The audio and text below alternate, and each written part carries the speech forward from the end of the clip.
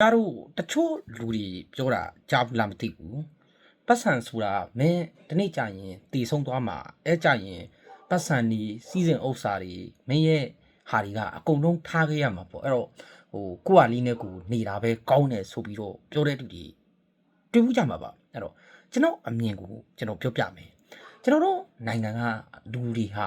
အဲ့ဘာသာရေးကိုကျွန်တော်တို့စီးပွားရေးနဲ့လာရိုးတယ်ကျွန်တော်လည်းဘာသာရေးကိုကျွန်တော်တရားတွေပဲနားနေတဲ့လူပါပဲဒါပေမဲ့ဘာသာရေးဟာဘာသာရေးအကန့်နဲ့ထားစီးပွားရေးဟာစီးပွားရေးအကန့်နဲ့ပဲထားတဲ့တယ်လို့ကျွန်တော်ကမြင်တယ်မှန်တာပေါ့တနေ့ကျရင်ကျွန်တော်တို့ကအကုန်ထားခဲ့ရမှာပဲတနေ့ကျရင်အကုန်ထားခဲ့ရမှာပဲဒါကတော့ဘယ်ဘာသာနေနေဒါဒီဗုဒ္ဓဘာသာလည်းတိုင်းဟောတာပဲခရစ်ယာန်လည်းတိုင်းဟောတာပဲအစ္စလာမ်လည်းတိုင်းဟောတာပဲဟိန္ဒူလည်းတိုင်းဟောတာပဲသိရမှာလားဒါပေမဲ့ကျွန်တော်တို့ခန်းစားမှုမှတည်တာကိုမတည်ဆုံးတဲ့ယောဂနဲ့တည်ရတယ်ဘာကြောင့်လဲပတ်စံမရှိလို့ပဲလေကျွန်တော်တို့ဂျွာတွေဘက်မှာဆိုရင်မွေးကြိုက်ပြီးတော့သေးတဲ့ယောဂါတွေဝမ်းပြောက်ဝမ်းချိုးဖြစ်ပြီးသေးတဲ့ယောဂါတွေအသက်ရောင်တူဟာဖြစ်ပြီးသေးတဲ့ယောဂါတွေဟာတည်လို့သေးတာမှမဟုတ်တာအဲ့ဒါတွေကပတ်စံမရှိလို့ကျွန်တော်တို့ပတ်စံမရှိလို့ဆေးရုံမတက်နိုင်လို့ကျွန်တော်တို့တည်ခဲ့ရတာသိရမလားတချို့နာတာရှိဖြစ်တဲ့ယောဂါတွေကျွန်တော်တို့ဆေးရုံမတက်နိုင်ဘူးကျွန်တော်တို့ဂျွာတွေဘက်မှာခုချိန်ကြီးရှိတယ်ညီမပြည်မှာဆိုရင်ဒါတွေကအမြင်မမြင်ချင်မှအဆုံးပဲကျွန်တော်တို့ဘာကြောင့်တည်လဲရှင်းရှင်းလေးပဲပတ်စံမရှိလို့တည်တာပဲသိရမလားအဲ့တော့နောက်တစ်ခုကကျွန်တော်တို့ဟုတ်ပြီကျွန်တော်တို့မသိဆုံးခင်မှာငွေရလူကိုလိုအပ်တယ်။ဘာကြောင့်လိုအပ်လဲလို့မေးရင်ကျွန်တော်တို့နေ့စဉ်စားတောက်ဖို့အတွက်ပတ်စံကလူကိုလိုတယ်။ကျွန်တော်တို့ပညာရေးအတွက်ကျွန်တော်ပညာမတတ်ရင်ကျွန်တော်တို့အနှိမ်ခံရတယ်။ကျွန်တော်တို့ပတ်စံမရှိဘူးဆိုရင်ကျွန်တော်လမ်းဘေးမှာအိပ်ရမှာလား။လမ်းဘေးမှာကျွန်တော်တို့အိပ်ချင်အိပ်ရမယ်သိရမလား။ပတ်စံမရှိဘူးဆိုကျွန်တော်အနှိမ်ခံရတယ်အပြောဆိုခံရတယ်သူများခိုင်းတာလုပ်ရတယ်။နောက်တစ်ခုကအဆဲခံရတယ်အဆိုခံရတယ်ဘဝကြီးဟာပတ်စံမရှိဘူးဆိုရင်တခါလေးတွေးမိတာဘဝကြီးဟာ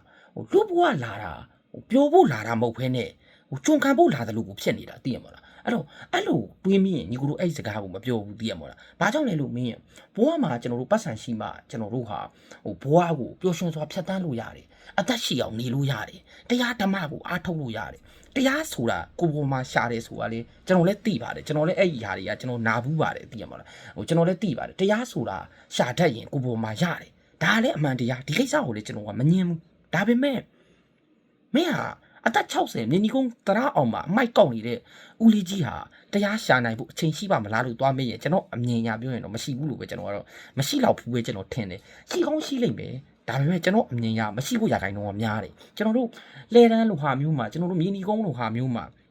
ကျွန်တော်တို့နေဘက်တီလိုဟာမျိုးမှာအသက်80ကျော်80မှာကျွန်တော်တို့သားသမီးတွေမရှိလို့ပတ်စံမရှိလို့အမိုက်ကောက်နေရတယ်သူများခိုင်းတာလုံနေရတယ်တချို့အဖိုးကြီးဆိုရင်ကိုတော့မထနိုင်တဲ့အချိန်မှာတဲဦးတဲဖြတ်ထဲမှာနေနေရတာဒီလူတွေဟာဘယ်လိုပြောမလို့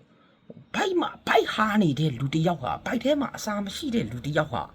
တရားရှာနိုင်ဖို့အရင်ခဲရင်တယ်တရားရှာနိုင်ဖို့အရင်ခဲရင်တယ်အဲ့ကိစ္စသိရမှာလားပြောချင်တာသိရမှာလားပါရမီရှိတဲ့လူဆိုရင်တော့မှန်ပါတယ်ကျွန်တော်တို့တကယ်ကိုပါရမီရှင်ဒီဘဝမှာကျွတ်မကိုကျွတ်မဲ့တေချာမဲ့လူတွေဆိုရင်တော့ပြောတတ်ပြင်မဲ့ကျွန်တော်တို့ကအဲ့လိုပါရမီရှင်တွေမဟုတ်ဘူးဆိုရင်ကျွန်တော်တို့ကဒါနာမျိုးစေ့တွေတီလာမျိုးစေ့တွေချနိုင်ဖို့ရကျွန်တော်တို့ကပတ်စံရှိဖို့လိုတယ်ဆိုလို့ကျွန်တော်ပတ်စံရှိဖို့လိုတယ်ကျွန်တော်တို့ပတ်စံရှိတယ်အသက်60မှာပတ်စံကတချို့လူတွေအမှန်မှားတာလည်းကျွန်တော်ပြောပြအောင်မယ်တချို့လူတွေကငယ်တုန်းရွယ်တုန်းမှာပတ်စံလူတယ်အသက်ကြီးသွားရင်ပတ်စံအရေးမကြီးတော့ဘူးလို့ပြောကြတယ်ကျွန်တော်အမြင်ကသူတို့နဲ့ပြောင်းပြန်ငယ်တုန်းရွယ်တုန်းမှာပတ်စံအဲ့လောက်မလိုအပ်ဘူးငယ်တုန်းရွယ်တုန်းမှာပတ်စံဟာကျွန်တော်ပညာမတတ်ရင်တော့မှကာယအားနဲ့ရှာလို့ရတယ်နောက်တစ်ခုကကျွန်တော်တို့မှာလှုပ်အားရှိတယ်ကျွန်တော်တို့ညံအုံနောက်ကအရန်ကောင်းသေးတယ်ကျွန်တော်တို့ကာယဗလာအကောင်းကြီးပဲရှိသေးတယ်ဒါပေမဲ့အသက်ကြီးသွားရင်ပို့လို့တော့မလို့တယ်အသက်ကြီးသွားရင်ကျွန်တော်တို့ကလုံမစားနိုင်ဘူးကျွန်တော်တို့ကသူများပေးတာကျွေးတာတက်ကြီးသွားရင်ကျွန်တော်တို့ကာယလုပ်တယ်မလုပ်နိုင်ဘူးကျွန်တော် brain တွေဟာအိမ်ဆိုင်မှာဖြစ်တယ်ဆိုလို့ကျွန်တော်တွေ့ဘူးမှာပါညီအသက်80ကျော်တဲ့အတိတ်မေ့တာတွေပါလေဆိုတော့ကျွန်တော်တို့ဟိုကတော့တီလာမကောင်းဘူးပါညာပြောတာပေါ့ဗျာကျွန်တော်တို့ဗုဒ္ဓဘာသာမှာတော့တီလာမကောင်းလို့အတိတ်တွေမေ့တယ်ကျွန်တော်တို့အမှတ်ဉာဏ်တွေပျောက်တယ်ပြောပေမဲ့တကယ်စီးပညာမှာအဲ့ဒါကအိမ်ဆိုင်မှာဖြစ်တာကျွန်တော်တို့နိုင်ငံမှာဆိုအင်မတန်အဖြစ်များတယ်ဘာကြောင့်လဲဆိုတော့စာမဖတ်တာကျွန်တော်တို့အုံနောက်ကိုအမြဲတမ်းမသွေးတာတစ်သက်လုံးကကာယလှုပ်အားတွေကိုလှုပ်လာတဲ့အချိန်အစားအသောက်တွေရောကျွန်တော်တို့နိုင်ငံလိုနိုင်ငံမျိုးတွေမွေးတဲ့နိုင်ငံတွေမှာဆိုအဲ့ယောဂကအဖြစ်များတယ်အိမ်ဆိုင်မှာဖြစ်တယ်ဆိုတာသိရမလားအဲ့ဒါနောက်အသက်ကြီးလာရင်ကျွန်တော်တို့ကပိုးပြီးတော့လိုတယ်ဘာကြောင့်လဲအသက်ကြီးလာရင်ကျွန်တော်တို့ကလှုပ်ကြွေးတဲ့လူရှိရင်ကိစ္စမရှိဘူးကျွန်တော်တို့မှလှုပ်မကြွေးတော့တဲ့လူရှိရင်ကျွန်တော်တို့ကအသက်ကြီးလာရင်ပတ်စံရှိမှသာလျှင်ကျွန်တော်တို့လူရေးတန်းကြီးတွေလှုပ်လို့ရတယ်နောက်တစ်ခုကပတ်စံရှိမှစားစရာအိတ်ထဲမှာနေစရာအိမ်ရှိမှလူစရာပတ်စံရှိမှစားစရာဆန်စီစားဟင်းချက်စရာအပြည့်စုံရှိမှကျွန်တော်တို့ကတရားဘာဝနာကိုဖြောင်းဖြောင်းတန်းကိုဘယ်လိုစိတ်ချလက်ချကိုကျွန်တော်တို့အားထုတ်လို့ရမှာ မနှက်ပြန်ဘာစားမယ်မနှက်ပြန်ဘာစားမှမသိတဲ့လူတစ်ယောက်ဟာတရားအားဖုတ်ဖို့ဆိုတာတော်တော်ခဲရင်တဲ့ကိစ္စပဲအဲ့ကိစ္စပါရမီရှင်တွေကိုတော့ကျွန်တော်မပြောလို့ပဲတာမန်လူတစ်ယောက်ဟာအတော်ခဲရင်နဲ့မနှက်ပြန်ဘာစားမှမသိတဲ့လူတစ်ယောက်ဟာသိရမလားဘာစားမှမသိရင်အဲ့လူကကံကားပါကိုကျူးလွန်တော့မှာပဲကျွန်တော်ပြောချင်တာငတ်တော့အတိမခံဘူးသိရမလားခွင်းရင်ကိုမယ်ဝက်ချင်ဝက်မယ်လူရင်လူမယ်တကားတိုက်တယ်တိုက်တယ်သိရမလားလိန်ရင်လိန်မယ်ကျွန်တော်ပြောချင်တာသိရမလားအဲ့တော့ကျွန်တော်တို့ကပတ်စံမရှိဘူးဆိုရင်ဘဝမှာအများကြီးဖြစ်တယ်မသိသေးတဲ့ယောဂါတွေနဲ့တည်နိုင်တယ်အသက်တူတယ်နံပါတ်1ချက်ပတ်စံမရှိရင်အသက်တူတယ်ဘာကြောင့်လဲကာယလုတ်တွေလုပ်ရတယ်ကာယလုတ်တွေလုပ်ရရင်သူများတွေမလုပ်ချင်တဲ့ mind drain လိုဟာမျိုးမှာဖားကတ်မို့ထဲမှာညွန်ပြီးသေးနေတဲ့ကလေးတွေဘာကြောင့်လဲသူတို့လုပ်ချင်တာမလုပ်ချင်ဘူးဘာကြောင့်လုပ်နေရလဲပတ်စံမရှိလို့ဘာကြောင့်ပတ်စံရဖို့လုပ်နေရတယ်လုပ်ချင်တာဘယ်သူမှမလုပ်ချင်ဘူးကျွန်တော်တို့ဒီကိုရီးယားတို့ထိုင်းလန်တို့မှာအထက်20လောက်တိုက်မှာစိတ်တက်တုံနေရတဲ့ကလေးတွေဒါကပတ်စံမရှိလို့သူတို့များမလုပ်ချင်တဲ့လုပ်ငန်းကိုလုပ်နေရတာပဲဆိုလို့ကျွန်တော်မတည်သေးတဲ့ယောဂါတွေနဲ့တည်တယ်အဲ့လိုကာယလုတ်တွေလုပ်လို့ကျွန်တော်တို့ရဲ့ခန္ဓာကိုယ်ကကျွန်တော်တို့နေပူထဲမှာနေရတဲ့အချိန်မှာကျွန်တော်ရေဓာတ်တွေချိုးတက်ပြီးတော့အယောဂါတွေဖြစ်ကြရတယ်အဲ့ဟုတ်ပြီဆေးရုံကတက်ပြီးယောဂါဖြစ်ပြီးဆိုရင်ကုသရာပတ်စံရှိလားမရှိတော့ကုသရာပတ်စံမရှိဘူးအဲ့မှာကျွန်တော်တို့ဆေးရုံမတက်နိုင်လို့မြန်မာပြည်မှာကျွန်တော်အထင်ပြောရင်မြန်မာပြည်မှာတည်တဲ့လူတွေရဲ့30%လောက်ကအဲ့ပတ်စံမရှိတဲ့ကိစ္စပဲအဲ့ဆေးရုံကိုအချိန်မီမတက်နိုင်တာပတ်စံမရှိလို့ဆေးရုံမတင်နိုင်ရတာမကုနိုင်တာဘလောက်ဝမ်းနေဖွယ်ကောင်းလဲလို့မေးရင်အဲ့ခံစားချက်ကိုတီးတဲ့လူမှတီးလိမ့်မယ်ပတ်စံမရှိလို့ဒီဆေးရုံတက်ရင်ဒီယောဂပတ်စံရှိရင်တက်ကူရင်ပျောက်ပါမယ်ဆိုတာအတိအကျသိတယ်ဒါပေမဲ့ပတ်စံမရှိလို့ဆေးရုံမတက်နိုင်လို့သိလဲတဲ့လူတွေညီမဘယ်လောက်ရှိမလဲတွေးကြည့်ရွာတဲ့ဒီမှာကျွန်တော်ရွာဘက်မှာဆိုအများကြီးပဲအကိစ္စတွေသိရမှာ